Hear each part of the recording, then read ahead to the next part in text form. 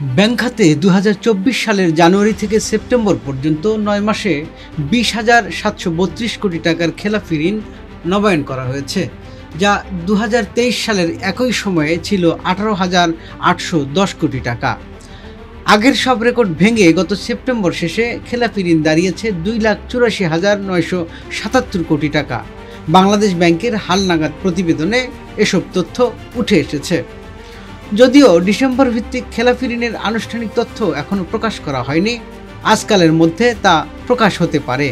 তবে অনানুষ্ঠানিক তথ্য অনুযায়ী ব্যাংক খাতে ২০২৪ সালের ডিসেম্বর পর্যন্ত খেলাপি ঋণ আরও বেড়ে প্রায় ৪,৭৫,০০০ কোটি টাকা ছাড়িয়েছে।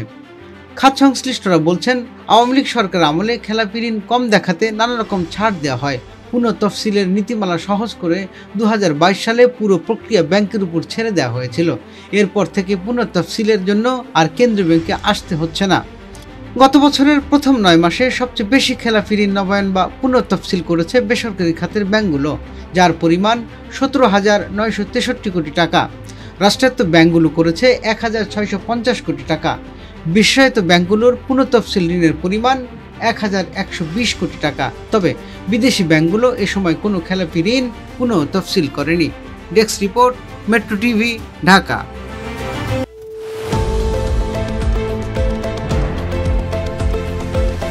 দেশের পাশে, বিশ্বের সাথে। Metro TV.